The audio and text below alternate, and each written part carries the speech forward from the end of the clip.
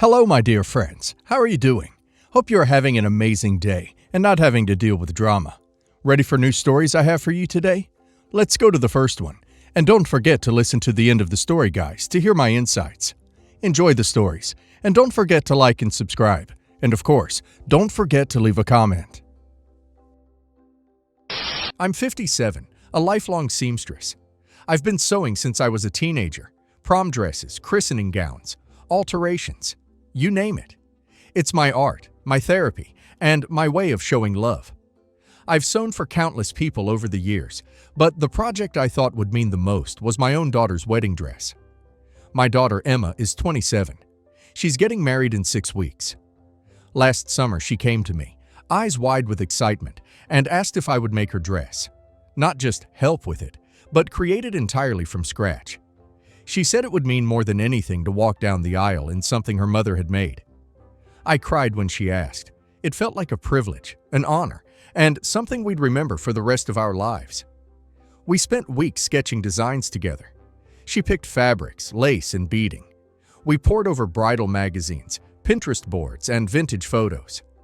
She settled on something elegant, a classic silhouette with hand-sewn lace appliques and a subtle champagne underlayer instead of stark white. It was ambitious, but I was thrilled. From that day on, my life revolved around this dress. I spent 8 months sewing, hand beading, and carefully constructing every seam. I bought specialty needles, imported lace from Italy, and stayed up late countless nights. There were fittings every few weeks, and she always smiled and said things like, "It's coming together beautifully, Mom," or "You're so talented, I'm so lucky." I thought we were sharing something special. I thought every stitch was a thread in a memory we'd both cherish forever. Then came last Tuesday. I was upstairs in my sewing room, working on the final touches, delicate beadwork along the neckline, when I heard Emma come in downstairs.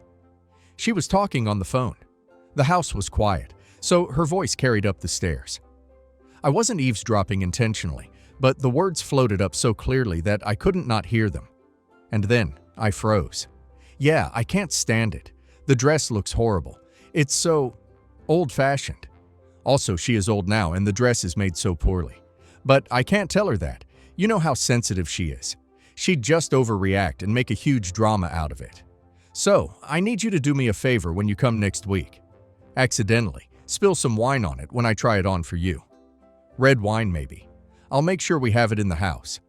Then I can say it's ruined, and we'll have to buy one last minute. She can't get mad at me if it's an accident. I just sat there, needle in hand, staring at the fabric. My own daughter, the one I'd been working day and night for, hated the dress. And instead of telling me, she was plotting to destroy it behind my back. It wasn't just the insult to my craft. It was the complete lack of respect for my time, my effort, and my feelings. She knew I'd poured my heart into it.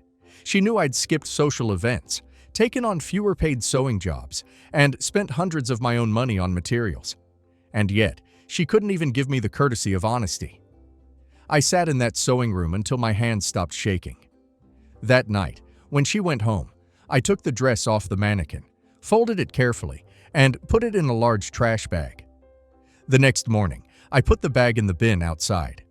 When Emma came by 2 days later for her next fitting, she walked into the sewing room and gasped, "Where's the dress?" I looked her dead in the eye and said, "It's gone." She blinked like she hadn't heard me. "Gone? What do you mean?" "I mean, I threw it away. I heard you on the phone, Emma. I heard you say it was horrible and that you were going to have your friend spill wine on it. If you hated it, you should have told me months ago. You could have saved me the time, the money, and the effort." Her face went pale, then red. "You're seriously overreacting. It wasn't that big of a deal. I didn't want to hurt your feelings. I was going to make it seem like an accident so you wouldn't be upset." I laughed because the mental gymnastics were so absurd. "You thought destroying something I worked on for 8 months behind my back would upset me less than telling me the truth." "Emma, that's worse." She started crying. "So what? Now I have no dress. The wedding's in 6 weeks. This is going to ruin everything." "That's not my problem," I said flatly. "If you hated it, you should have said so. You don't get to lie to me for months, waste my time, and then play the victim when I draw a line." She left in tears. A few hours later, I got a call from my husband, her father, saying Emma had been sobbing to him, claiming I'd overreacted and ruined her wedding out of spite. He told me I should have just let her quietly replace the dress and come to the wedding anyway, that I was making this about me. But it was about me, at least partly. 8 months of my life went into something she trashed behind my back. That's not something you just shrug off. I told my husband I wouldn't be attending the wedding. Not to make a scene, but because I can't sit there and smile, pretending everything's fine, knowing what she said and did. Now Emma is telling extended family that I'm boycotting her wedding to punish her and ruin her big day. My sister called to tell me I'm being immature and that this is just how brides get sometimes. Stressed, picky, emotional. But I don't think stress excuses manipulation and betrayal. I keep wondering if I should have just quietly let her buy another dress and kept my feelings to myself for the sake of keeping the peace. But then I think, if I'd done that, I'd be telling her that it's okay to lie to me, use me, and then have her friends destroy my work because she's too cowardly to be honest. So, Reddit, am I the a-hole for throwing the dress away and refusing to go to my daughter's wedding? Not the a-hole. OP's daughter didn't just dislike the dress. She conspired to destroy it behind OP's back. That's not stress. That's calculated cruelty. 8 months of work, hundreds of dollars, and OP's emotional investment were nothing to her because she decided she didn't like the style anymore. And instead of being a grown adult and telling OP, she went behind her back to make OP think an accident happened. That's manipulative and disrespectful beyond words.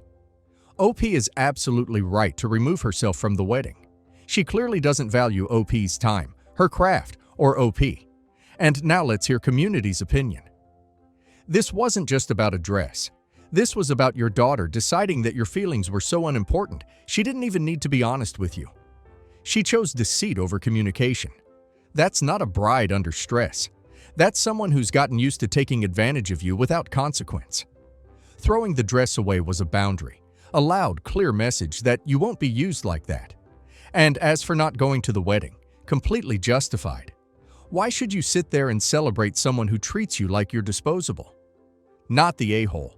I sew, and I know the work, patience, and skill it takes to create something like a wedding gown. 8 months of your life, gone in the trash not because of an accident, but because your daughter was planning to make it an accident. That's malicious. The fact she's crying now isn't about hurt feelings. It's about losing the free labor she thought she was entitled to. If she truly hated the dress, she should have had the guts to say so months ago. She's not upset you won't be there. She's upset she can't spin this so you look like the bad guy without people seeing the whole truth. The entitlement is breathtaking. She asked you to make the most important dress of her life, watched you pour your time and skill into it for months, smiled in your face during fittings, and then plotted to have it destroyed. That's not sensitivity. That's cowardice and manipulation. Now, she wants to paint you as the one ruining her wedding? Number. She ruined it for herself the moment she decided lying and scheming was easier than treating you with respect. Not the a-hole. And honestly, I'd keep my distance long after the wedding too. So I, 42, was married to my ex, Anna, for 15 years, and we compromised a lot on each other, and by the end of it, we were going to be headed to divorce either way. What pushed it to end before it otherwise would have was the fact that I got closer to my ex's best friend Emily because we had been friends since we were kids. So Emily and I wound up confiding in each other, and when I found myself wanting to talk to her more and tell her more, I realized I was on the precipice of having an emotional affair, or maybe in one. Point is, I did something terrible, so I confessed it to Anna what was going on. We wound up having an amicable divorce for the sake of our daughters. My ex didn't want them not to see me anymore, so she made a promise not to tell them about what I did, and we had split custody and things were good. My girls didn't like the divorce, but we did family therapy. It was about a year after that Emily reached out and we started dating a few months after that, and when we felt ready, we told my daughters, and they went ballistic. They blamed Emily for ruining our home and mostly stopped visiting us. Anna also griped me out over the phone for admitting to what happened, since I'd effectively denied my girls me.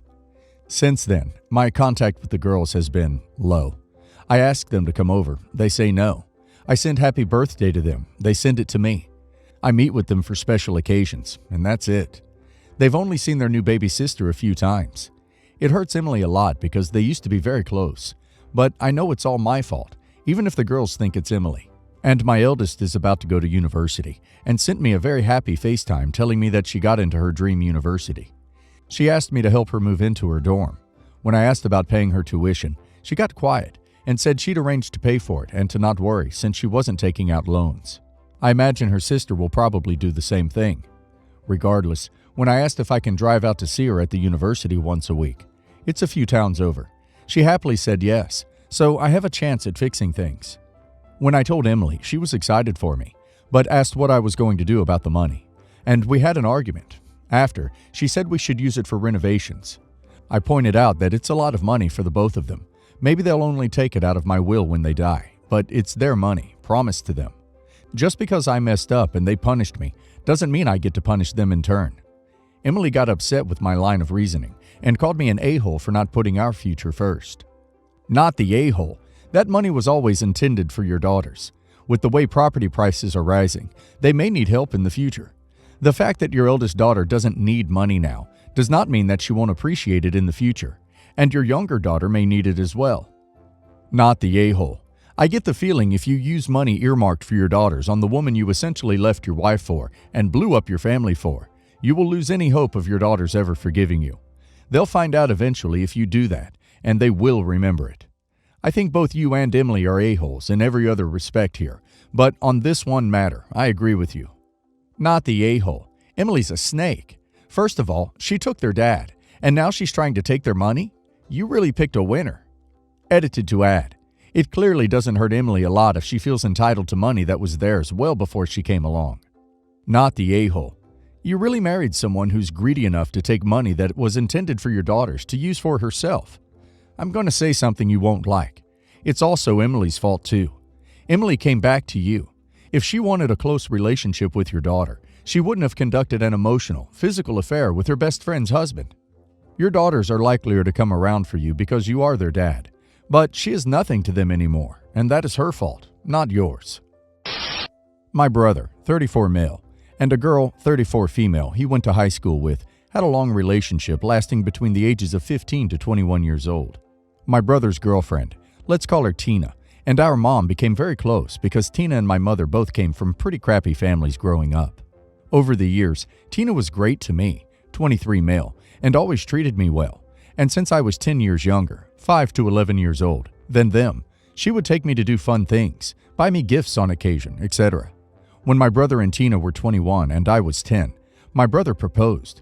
They got engaged, and eventually about 9 months later, they broke up. My brother was a wreck for a long time. Tina later got engaged to an Australian, let's call him Dick, and moved to live in Australia where they recently married and had kids. However, Tina and Dick first met at a music festival that was held during the time that my brother and Tina were still engaged. After the breakup, Tina and my mom still spoke often. My brother is aware and doesn't like it, but also, as far as I know, hasn't fought to stop it. My brother's wife, who just had their first baby, is totally unaware of the relationship that Tina and my mother have. My mom and Tina Skype every other weekend. My mom buys her babies gifts and spent over $2,000 less than a year ago to fly to Australia to see them as newborns. We are very far west and very far north from Australia. Eh? This week-long trip was disclosed to my brother after the flight had already been booked. He didn't stop it, but he was very upset and said that my mom could never let his wife know about this. Our entire family knows about this trip, except for my brother's wife, who is one of the sweetest people you could ever meet. Every time I have seen them since, I felt uncomfortable knowing how betrayed she would feel that my entire immediate family all are hiding this from her. Today, Tina is coming over with Dick and their 2 babies for dinner. Tina came back to our hometown a few days ago to visit a sick loved one before he passes. I feel wrong sitting with these people in the home my brother and I grew up in. My mom argues she is basically family, and that me not supporting that relationship is wrong because she was so nice to me growing up, 12 plus years ago. I have a lot of respect for my brother because he takes on challenges quietly and without complaining, but he tends to be someone who can easily be walked all over. I firmly believe that my brother and his family are being disrespected every day that this relationship between Tina and my mom continues.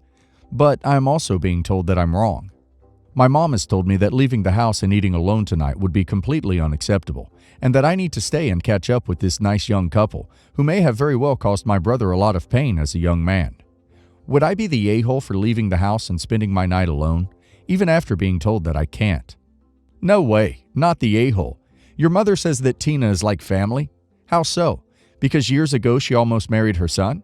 Before leaving him for another guy she met while involved with her son. Maybe it is me, but how does your mother justify Tina as being like family? The fact this is hidden from your sweet sister-in-law pretty much implies it is wrong. Why else would mom hide this? It is disrespectful to your brother, his wife, you, and anyone else who gives a damn about your brother or his wife. Maybe it is just me, but whenever any of my relationships ended, so did the relationship my family had with that person, regardless of what family thinks or feels for the other person. In my opinion, that is how it should be. Not to mention, Tina met her husband while engaged to your brother. It may not have been intentional, but still. Your mother trying to force you to attend the dinner is ridiculous. If she wants to have a relationship with them, so be it, but you are not required to. Does she even realize or care about how this affects your brother? Not the a-hole. This is highly inappropriate of your mother. She can continue the relationship if she wants, but she shouldn't force everyone else to do so as well. You don't want to have anything to do with Tina, and you shouldn't be forced to. I will never understand people that keep others that have hurt them or their loved ones in their lives, especially if there has not been real apologies and making amends. You are not the a-hole. Tonight was my mother-in-law's birthday dinner, and my brother-in-law and his fiancée railroaded the dinner to announce they were pregnant with twins. Bit of context. I, female 35, have a disease that made me infertile. We tried IVF for 7 years, but it didn't work, and I recently had to get a full hysterectomy because of my disease, and will now never give birth to a child. It's been a hard time for us. Brother-in-law and his fiancée have known about our infertility journey from the beginning. We were really open about it. They've always been self-centered people. They only talk about themselves in conversations, and they barely checked in on us during the infertility journey. Well, turns out they are infertile too. They've been trying to get pregnant for at least 4 years, but instead of connecting with us about it, they pretended like they didn't have any issues at all and continued to feel sorry for us. Recently, they've been talking about secret medical procedures they've had to do, but when we questioned them about it, they've been deliberately vague about what's going on. We suspected fertility treatment, having gone through it ourselves. We knew the signs and respectfully didn't push them. My mother-in-law confirmed they indeed have fertility issues, so we put 2 and 2 together. At dinner tonight, they announced they were pregnant with twins, and brother-in-law's wife started bragging about how fertile she is and how her genes are superior because she's having twins.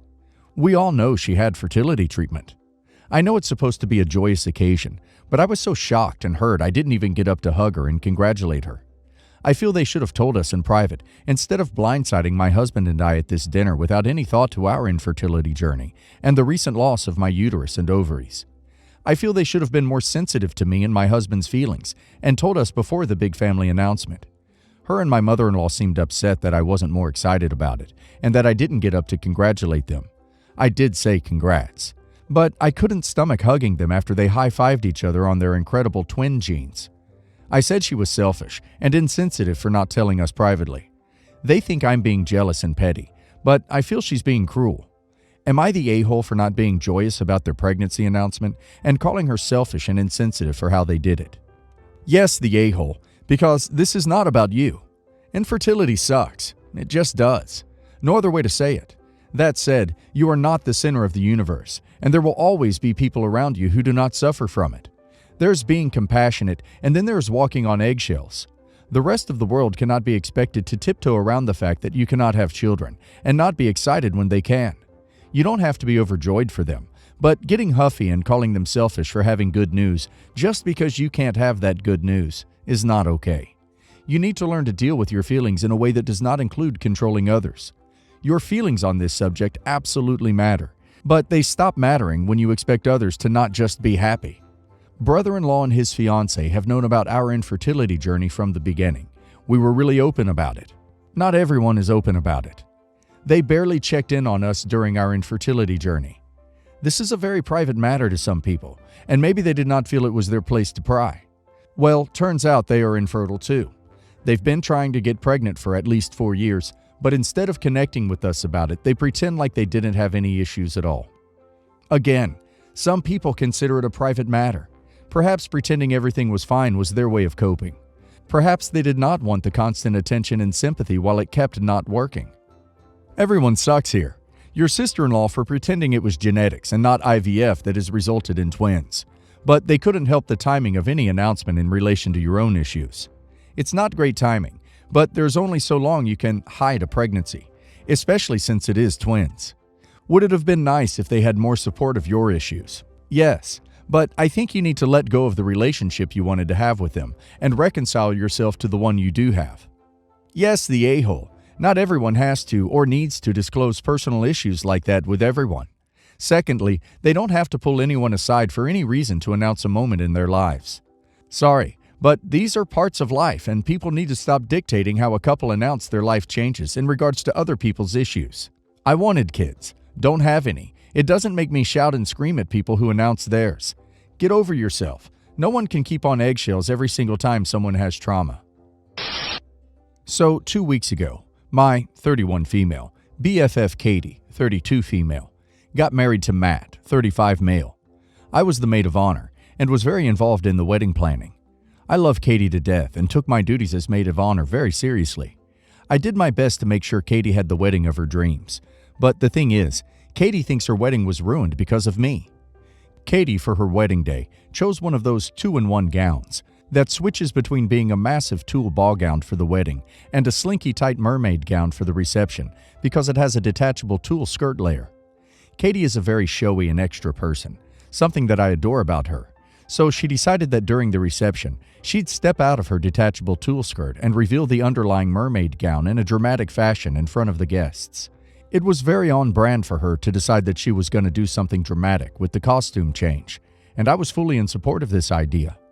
We tried to brainstorm reveal ideas together, and she came up with one that was very risky, but as dramatic and sensational as Katie herself.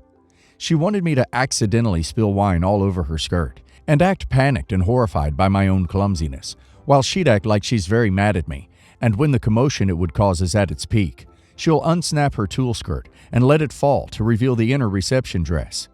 I was skeptical at first, but I finally agreed because this is a very Katie thing to do, and I didn't want to stifle her dramatism. The day of her wedding came by, and the moment of the costume change arrived. I spilled the wine on her skirt. It wasn't a lot, but it was a substantial amount. As predicted, there was a hurried commotion to help out the bride, and we did our part with the acting. People were convinced, and I'd assumed Katie would drag out the acting a bit more than a few seconds, but she seemed intent on fully selling the act, so I started to worry and touched the buckle on the back to tell her she should remove it now, which she did, but it was too late. A good amount of the wine had already seeped through and stained the dress. It was a cringy moment, to be honest, since the reveal was a total fail. And to make things worse, the groom's friends started laughing at her, and Katie was very upset. I tried to console her the best I can, and even mentioned this would be a funny story for family dinners and my maid of honor speech, and honestly thought she'd gotten over it, since she had fun that night. But 2 weeks later, Katie is still mad at me. I thought we talked about it before she left for her honeymoon, but nope. She's still mad and wants an apology. But I told her this is essentially her fault and not mine, and won't be taking responsibility for it, since this was her idea and her doing that caused wine to seep through. She got frustrated with me and said I was being a horrible friend, and apparently all of Katie's family agreed. So now I'm confused if I'm the a-hole or not. Edit. This seems like relevant information. The wine I spilt was red wine, which is probably why she was very mad, since its stain was very blatant and obvious. Not the a-hole. She didn't think her plan through, and she sounds insufferable given the few details we have. Not the a-hole. She played a dangerous game and won a stupid prize. Katie sounds like a woman that I don't have kind words for, so I won't use them. Imagine being a fully grown adult who is literally getting married, who can't take accountability for their own actions. I pity her future husband. Technically speaking, you did what she requested, which would make you not the a-hole. She told you to spill the wine. She waited too long to do the reveal and let the wine seep through. The responsibility lies on the person who planned this scenario, in this case, Katie.